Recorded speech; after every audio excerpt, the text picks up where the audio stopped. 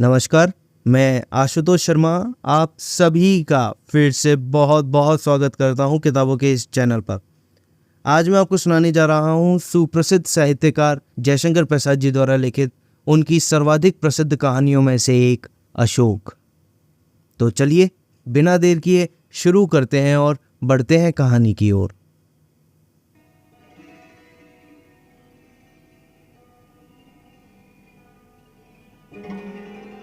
पूत सलीला भागीरथी के तट पर चंद्रलोक में महाराज चक्रवर्ती अशोक टहल रहे हैं। थोड़ी दूर पर एक युवक खड़ा है। सुधाकर की किरणों के साथ नेत्र ताराओं को मिलाकर स्थिर दृष्टि से महाराज ने कहा, विजय केतु, क्या यह सच है कि जैन लोगों ने हमारे बौद्ध धर्माचार्य होने का जनसाधारण में प्रवाद फैलाकर उन्हें हमारे विरुद्ध उत्तेजित किया है और पौंड्रवर्धन में एक बुद्ध मूर्ति भी तोड़ी गई है? विजय केतु, महाराज, क्या आपसे कोई झूठ बोलने का साहस कर सकता है? मनुष्य के कल्याण के लिए हमने जितना उद्योग किया, क्या वह सब व्यर्थ हुआ? बौद्ध धर्म को हमने क्यों प्रधानता दी? इसलिए कि शांति फैलेगी, देश में द्वेष का नाम भी ना रहेगा और उसी शांति की छाया में समाज अपने वाणिज्य, शिल्प और विद्या की उन्नति करेगा। पर नहीं, हम देख रहे हैं कि हमारी कामना पूर्ण होने में अभी अनेक बाधाएं हैं। हमें पहले उन्हें हटाकर मार्ग प्रशस्त करना चाहिए। विजय केतु, देव, आपकी क्या आज्ञा है? अशोक, विजय केतु, भारत में एक समय वह था जबकि इसी अशोक के नाम से लोग कांप उठते थे। क्यों? इसलिए कि वह कठोर शासक था। पर वही अशोक जब बौद्ध कहकर सर्वत्र प्रसिद्ध हुआ, उसके शासन को लोग कोमल कहकर भूल गए हैं। अस्तु, तुमको चाहिए कि अशोक का आतंक एक बार फिर फैला दो और यह आज्ञा प्रचारित कर दो कि जो मनुष्य जैन का साथी होगा वह अपराधी होगा और जो एक जैन का सिर काट लाएगा वह पुरस्कृत किया जाएगा। विजय केतु कांपकर, जो आज्ञा महाराज। अशोक, जाओ, शीघ्र जाओ। विजय केतु चला गया। महाराज अभी वहीं खड़े हैं। नुपुर का कलनाद सुनाई पड़ा। अशोक ने चौंक कर देखा तो 20-25 दासियों के साथ महारानी तिष्यरक्षिता चली आ रही हैं। अशोक, प्रिय, तुम यहां कैसे? तिष्यरक्षिता, प्राणनाथ, शरीर से कहीं छाया अलग रह सकती है? बहुत देर हुई, मैंने सुना था कि आप आ रहे हैं, पर बैठे बैठे जी घबरा गया कि आने में देर क्यों हो रही है। फिर दासी से ज्ञात हुआ कि आप महल के नीचे बहुत देर से टहल रहे हैं, इसलिए मैं स्वयं आपके दर्शन के लिए चली आई। अब भीतर चलिए। अशोक, मैं तो आ ही रहा था। अच्छा चलो। अशोक और तिष्यरक्षिता समीप के सुंदर प्रसाद की ओर बढ़े। दासियां पीछे थीं।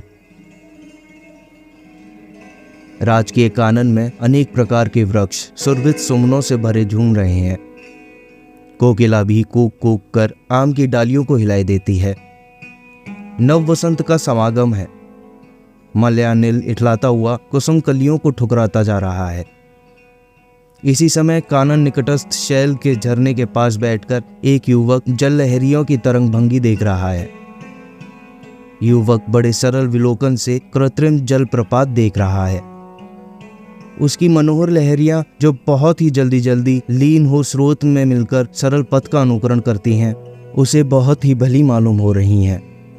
पर युवक को यह नहीं मालूम कि उसकी सरल दृष्टि और सुंदर अवयव से विवश होकर एक रमणी अपने परम पवित्र पद से च्युत होना चाहती है। देखो, उस लता कुंज में पत्तियों की ओट में 2 नीलमणि के समान कृष्ण तारा चमककर किसी अदृश्य आश्चर्य का पता बता रहे हैं। नहीं नहीं, देखो, चंद्रमा में भी कहीं तारे रहते हैं। वह तो किसी सुंदरी के मुख कमल का आभास है। युवक अपने आनंद में मग्न है। उसे इसका कुछ भी ध्यान नहीं कि कोई व्याघ्र उसकी ओर अलक्षित होकर बाण चला रहा है।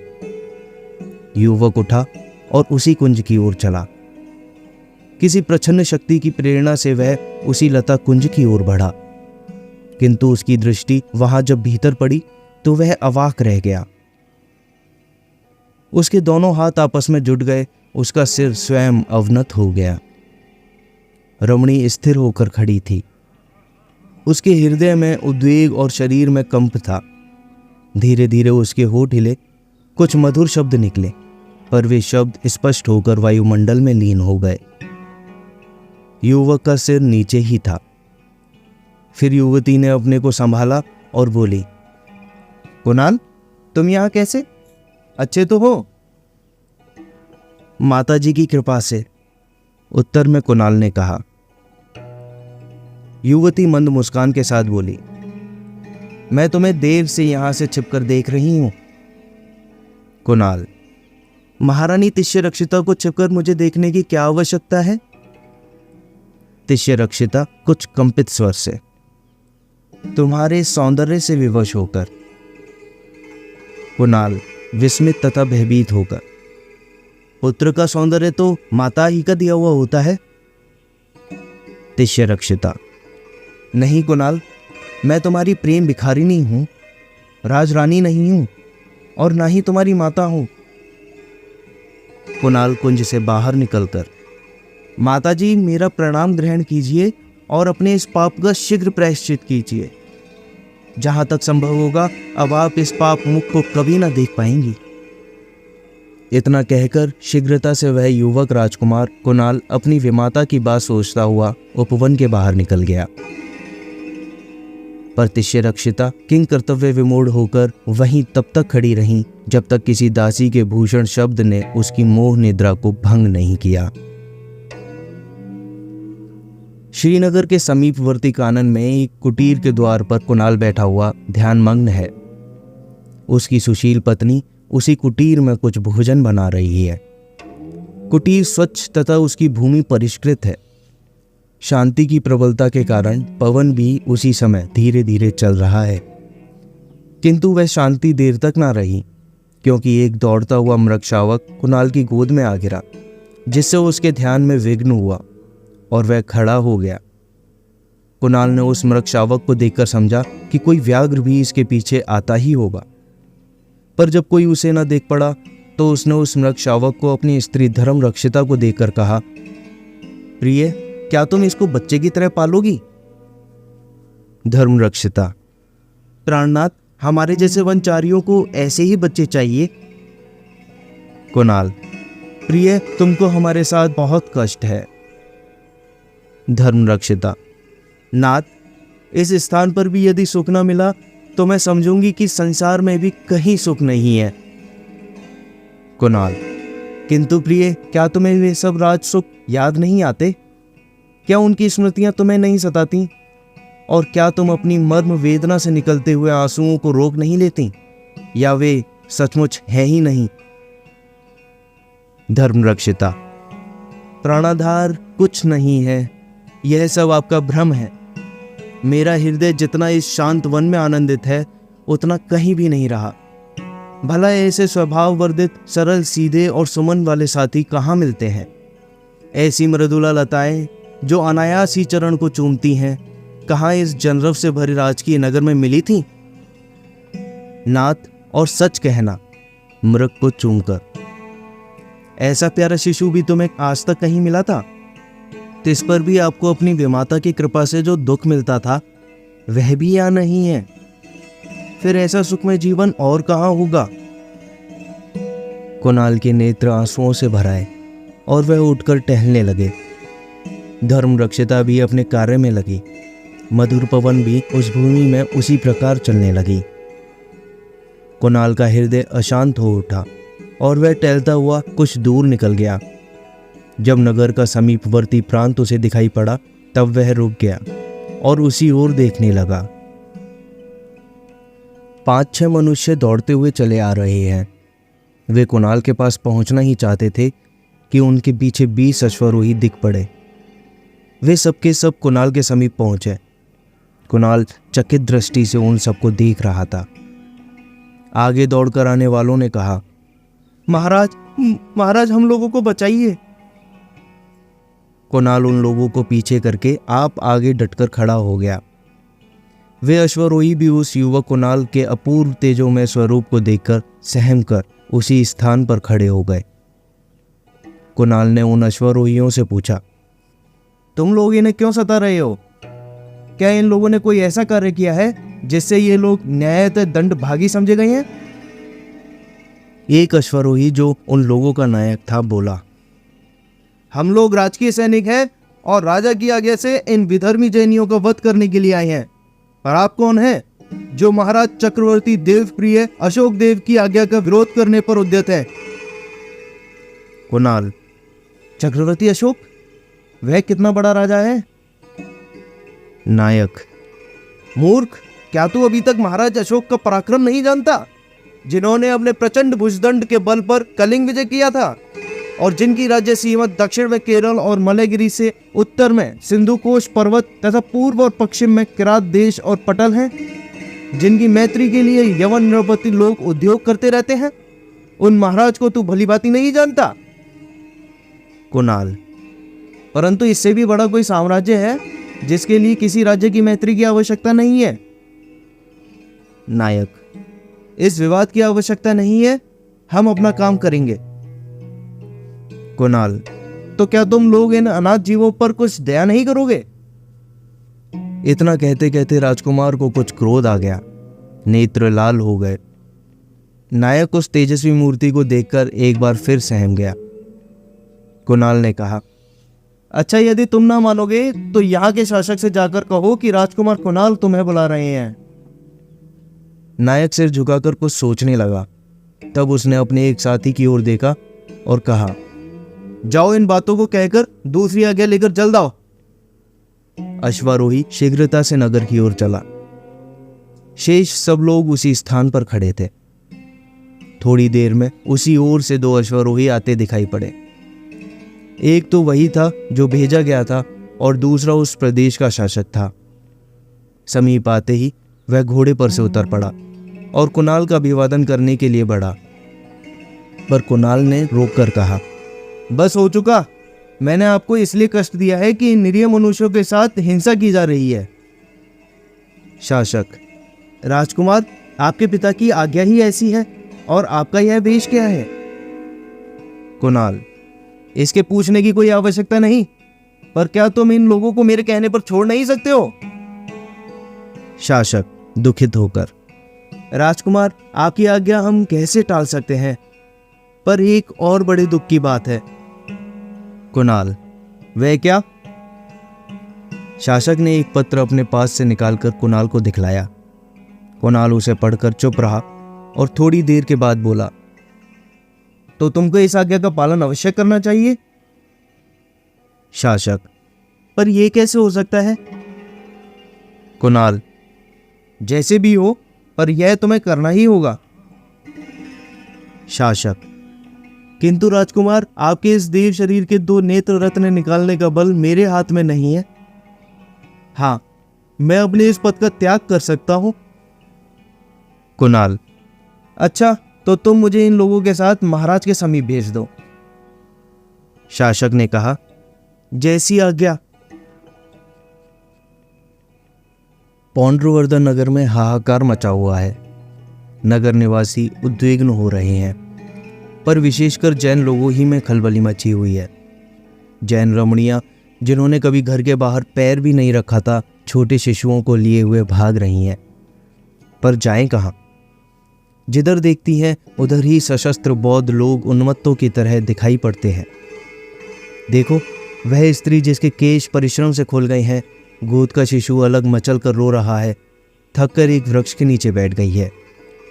अरे देखो, दुष्ट निर्दयी वहां भी पहुंच गए और उस स्त्री को सताने लगे हैं। युवती ने हाथ जोड़कर कहा, आप लोग दुख मत दीजिए। फिर उसने एक एक करके अपने सब आभूषण उतार दिए और वे दुष्ट उन सब अलंकारों को लेकर भाग गए। इधर वह स्त्री निद्रा से क्लांत होकर उसी वृक्ष के नीचे सो गई। उधर देखिए, वह एक रथ चला जा रहा है और उसके पर्दे हटाकर बता रहे हैं कि उसमें स्त्री और पुरुष 3-4 बैठे हैं, पर सारथी उस ऊंची नीची पथरीली भूमि में भी इन लोगों की ओर बिना ध्यान दिए रथ शीघ्रता से लिए जा रहा है। सूर्य की किरणें पश्चिम में पीली हो गई हैं। चारों ओर उस पथ में शांति है।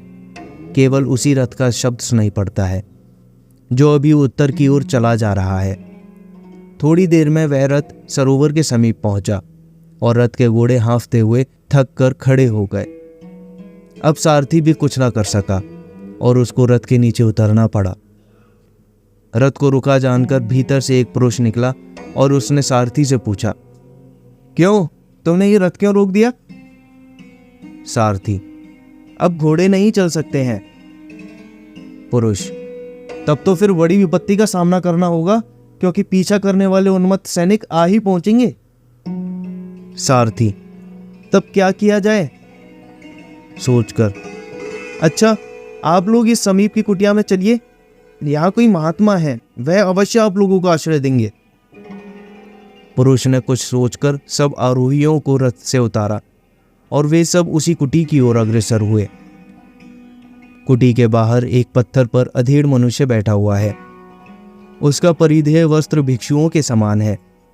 रथ पर के लोग उसी के सामने जाकर खड़े हुए। उन्हें देखकर वह महात्मा बोले, आप लोग कौन हैं और क्यों आए हैं? उसी पुरुष ने आगे बढ़कर हाथ जोड़कर कहा, महात्मा, हम लोग जैन हैं और महाराज अशोक की आज्ञा से जैन लोगों का सर्वनाश किया जा रहा है। अतः हम लोग अपने प्राणों के भय से भागकर अन्यत्र जा रहे हैं, पर मार्ग में घोड़े थक गए हैं, अभी ये इस समय चल नहीं सकते। क्या आप थोड़ी देर तक हम लोगों को आश्रय दीजिएगा? महात्मा थोड़ी देर सोचकर बोले, अच्छा, आप लोग इस कुटिया में चले जाइए। स्त्री पुरुषों ने आश्रय पाया। अभी उन लोगों को बैठे थोड़ी देर ही हुई है कि अकस्मात अश्वपथ शब्द ने सबको चकित और भयभीत कर दिया। देखते देखते 10 अश्वारोही उस कुटी के सामने पहुंच गए। उनमें से एक महात्मा की ओर लक्ष्य करके बोला, ओ भिक्षु, क्या तूने अपने यहां भागे हुए जैन विधर्मियों को आश्रय दिया है? समझ रख, तू हम लोगों से बहाना नहीं कर सकता, क्योंकि उनका रथ इस बात का ठीक पता दे रहा है। महात्मा, सैनिकों, तुम उन्हें लेकर क्या करोगे? मैंने अवश्य उन दुखियों को आश्रय दिया है, क्यों व्यर्थ नर रक्त से अपने हाथों को रंजित करते हो? सैनिक अपने साथियों की ओर देखकर बोला, यह दुष्ट भी जैन है, ऊपरी बौद्ध बना हुआ है, इसे भी मारो। इसे भी मारो का शब्द गूंज उठा और देखते देखते उस महात्मा का सिर भूमि में लौटने लगा। इस कांड को देखते ही कुटी के स्त्री पुरुष चिल्ला उठे। उन नर पिशाचों ने एक को भी ना छोड़ा, सबकी हत्या की। अब सब सैनिक धन खोजने लगे। मृत स्त्री पुरुषों के आभूषण उतारे जाने लगे। एक सैनिक जो उस महात्मा की ओर झुका था चिल्ला उठा। सबका ध्यान उसी ओर आकर्षित हुआ। सब सैनिकों ने देखा उसके हाथ में एक अंगूठी है जिस पर लिखा है वीताशोक। महाराज अशोक के भाई जिनका पता नहीं लगता था वही वीताशोक मारे गए। चारों ओर उपद्रव शांत है। पौंड्रवर्धन नगर प्रशांत समुद्र की तरह हो गया है। महाराज अशोक पाटलिपुत्र के साम्राज्य सिंहासन पर विचाराधीन होकर बैठे हैं। राजसभा की शोभा तो कहते नहीं बनती। सुवर्ण रचित बेलबूटों की कारीगरी से, जिनमें मणिमाणिक्य स्थानाकूल बिठाए गए हैं, मौर्य सिंहासन भारतवर्ष का वैभव दिखा रहा है, जिसे देखकर पारसिक सम्राट दारा के सिंहासन मंदिर को ग्रीक लोग तुच्छ दृष्टि से देखते थे। धर्माधिकारी, प्राण विवाक, महामात्य, धर्म महामात्य, रज्जुक और सेनापति सब अपने अपने स्थानों पर उपस्थित है। राजकीय तेज का सन्नाटा सबको मौन किए है। देखते देखते एक स्त्री और एक पुरुष उस सभा में आए। सभा स्थित सब लोगों की दृष्टि को पुरुष के अवनत और बड़े बड़े नेत्रों ने आकर्षित कर लिया, किंतु सब नीरव है। युवक और युवती ने मस्तक झुकाकर महाराज को अभिवादन किया। स्वयं महाराज ने पूछा, तुम्हारा नाम? उत्तर, कुणाल। प्रश्न, पिता का नाम? उत्तर, महाराज चक्रवर्ती धर्माशोक।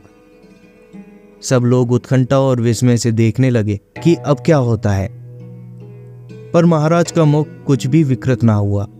प्रत्युत और भी गंभीर स्वर से प्रश्न करने लगे, तुमने कोई अपराध किया है?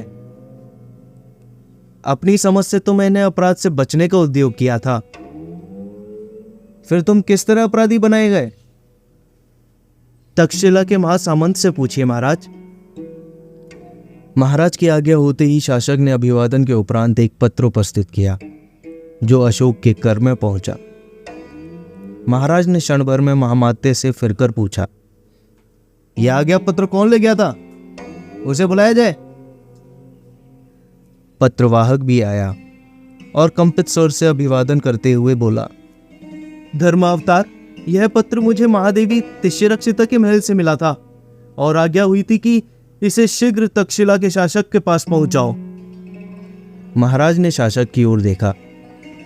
उसने हाथ जोड़कर कहा, महाराज, यही आज्ञा पत्र लेकर गया था। महाराज ने गंभीर होकर अमात्य से कहा, तिष्यरक्षिता को बुलाओ। महामात्य ने कुछ बोलने की चेष्टा की, किंतु महाराज के भ्रुकुटी भंग ने उन्हें बोलने से निरस्त किया। अब वह स्वयं उठे और चले। महादेवी तिष्यरक्षिता राजसभा में उपस्थित हुई।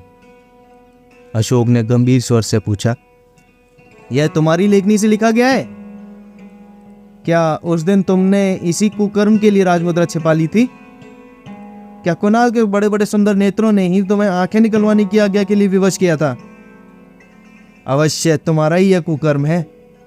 अस्तु, तुम्हारी जैसी स्त्री को पृथ्वी के ऊपर नहीं किंतु भीतर रहना चाहिए। सब लोग कांप उठे। कुणाल ने आगे बढ़ घुटने टेक दिए और कहा, क्षमा महाराज। अशोक ने गंभीर स्वर से कहा, नहीं। तिष्यरक्षिता उन्हीं पुरुषों के साथ गई जो लोग उसे जीवित समाधि देने वाले थे।